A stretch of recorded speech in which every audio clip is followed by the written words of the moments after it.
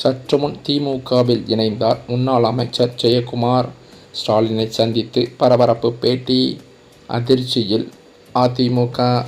தமிழக அரசியலில் ஆளும் திமுகவிற்கும் புதிதாக களம் கண்டுள்ள நடிகர் விஜயின் தமிழக வெற்றிக் கழகத்திற்கும் இடையேயான வார்த்தை போரானது தற்போது உச்சக்கட்டத்தை எட்டியுள்ளது என்றே சொல்லலாம்.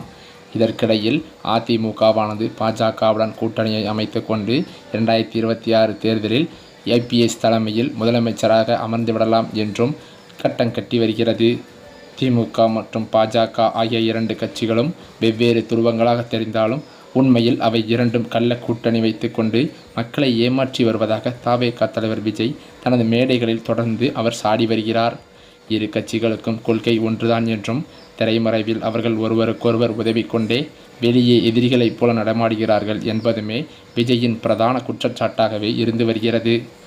இந்த அரசியல் மோதலில் தவேகவின் முக்கிய நிர்வாகியான ஆதவ் அர்ஜுனாவின் சமீபத்திய பேட்டி பெரும் பரபரப்பையை ஏற்படுத்தியிருக்கிறது.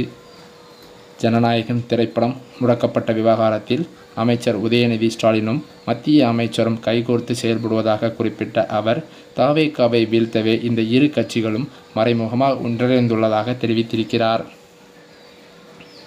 குறிப்பாக திரைப்படம் இணையத்தில் கசிந்த விவகாரத்திலும் இதே கூட்டு சதி நீடிப்பதாக அவர் குற்றம் சாட்டியிருக்கிறார்.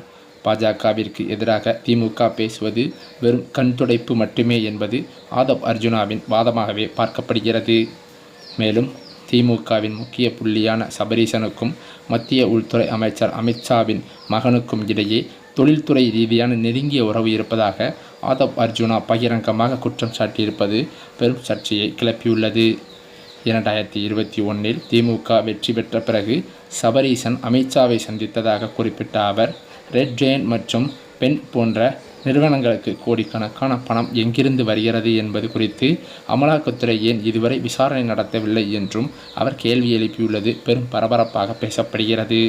அது மட்டுமில்லாமல் இத்தகைய அடுக்கடுக்கான புகார்கள் தமிழக அரசியல் களத்தில் திமுக மற்றும் பாஜக உறவு குறித்த புதிய விவாதத்தை கிளப்பியிருக்கிறது என்றே சொல்லலாம். மேலும் அது மட்டுமில்லாமல் தமிழக சட்டசபை தேர்தல் நெருங்கி வரும் வேளையில் தலைநகர் சென்னையின் அரசியல் களம் முன்னெப்போதும் இல்லாத வகையில் பெரும் பரபரப்பை எட்டியிருக்கிறது.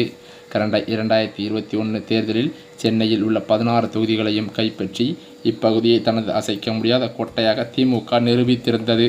ஆனால் இந்த முறை நடிகர் விஜயின் தமிழக வெற்றிக் கழகம் நேரடியாக களமிறங்கியிருப்பது திமுகவிற்கு புதிய சவாலை ஏற்படுத்தியிருக்கிறது.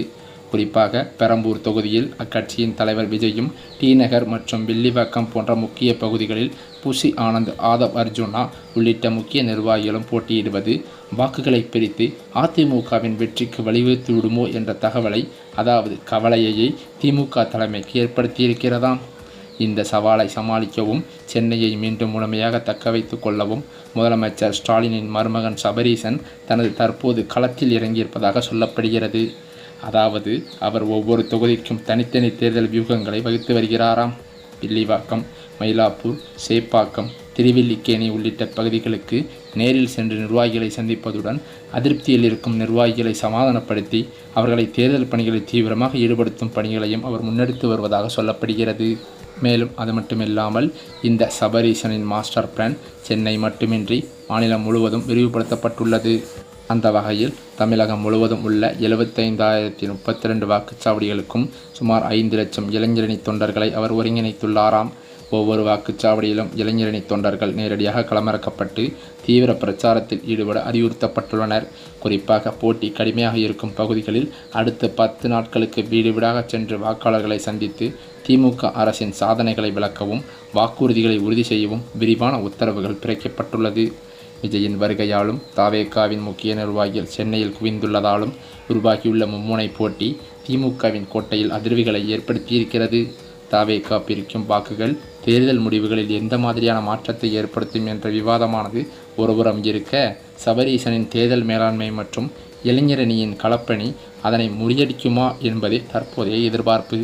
ஏப்ரல் 23 நடைபெறவுள்ள இந்த தேர்தலில் திமுக தனது செல்வாக்கை நிலைநாட்டப் போகிறதா அல்லது புதிய சக்திகளின் வருகையால் அரசியல் வரைபடம் மாறப்போகிறதா என்பது சென்னை மக்களின் தீர்ப்பில்தான் அடங்கியிருக்கிறது என்றும் பலரும் கூறி வருகின்றனர். மேலும் அது மட்டுமில்லாமல் தமிழக சட்டமன்ற தேர்தல் 2026க்கு இன்னும் 10 நாட்களே உள்ள நிலையில் அரசியல் களம் தற்போதே அனல் பறக்க தொடங்கிவிட்டது. ஒருபுறம் வாக்கு சேகரிப்பு தீவிரமடைந்து வரும் நிலையில் மறுபுறம் மாற்றுக் கட்சியினரை தங்கள் பக்கம் இழுப்பதில் அரசியல் கட்சிகள் தீவிரம் காட்டி வருகின்றனர். இதன் ஒரு பகுதியாகவே திருச்செங்கோடு பகுதியில் அதிமுக சார்பில் தீவிர பரப்புரையில் ஈடுபட்டிருந்த முன்னாள் அமைச்சர் தங்கமணி தற்போது திமுக பக்கம் தாவ இருப்பதாக அதிர்ச்சி தகவல்கள் ஒரு பக்கம் பரவி வருகிறது. அதனை நிரூபிக்கும் வகையில் இன்னும் ஓரிரு நாட்களில் தனது ஆதரவாளர்கள் 500 பேருடன் ஸ்டாலினை நேரில் சந்தித்து திமுகவில் இணைய இருப்பதாக அதிர்ச்சி தகவல்கள் அதிமுக தலைமைக்கு தகவல்கள் கிடைத்துள்ளதாக சொல்லப்படுகிறது. இது அதிமுகவின் வாக்கு சேகரிப்பு மற்றும் 2026 சட்டமன்ற தேர்தலில் பெரும் பின்னடைவை சந்திக்கும் என்றும் ஒரு பக்கம் கூறி வருகின்றனர். அந்த வகையில் பார்த்தால் அதிமுகவையே நம்பியிருக்கும் பாஜகவானது தற்போது திமுகவிற்கு அடிபணிந்து விடுமோ என்றும், பாஜக தற்போது இந்த தேர்தலில் அதிமுகவை நம்பி படுதோல்வியை சந்தித்து விடுமோ என்ற அச்சத்தில் மோடியும் இருந்து வருகிறாராம். அதே சமயம் பார்த்தால் அதிமுகவானது பாஜகவை நம்பியிருக்கிறது என்றும், பாஜக அதிமுகவை நம்பியிருக்கிறது என்றும் பலரும் கேலி செய்து வருகின்றனர்.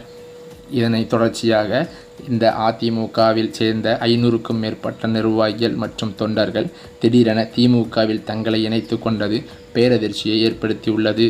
இந்த தேர்தலில் பாஜகவானது அதிமுகவை நம்பி படுபாதாளத்தில் விழுந்துவிடும் என்று பலரும் கூறி வருகின்றனர். மேலும் அது மட்டுமில்லாமல் அதிமுகவின் முக்கிய புள்ளியாக இருக்கும் ஜெயக்குமார் அவர்களும் திமுகவில் இணைய உள்ளதாக அதிர்ச்சி தகவல்கள் அதிமுகவின் தலைமைக்கு கிடைத்துள்ளதாக பரவி வருகிறது.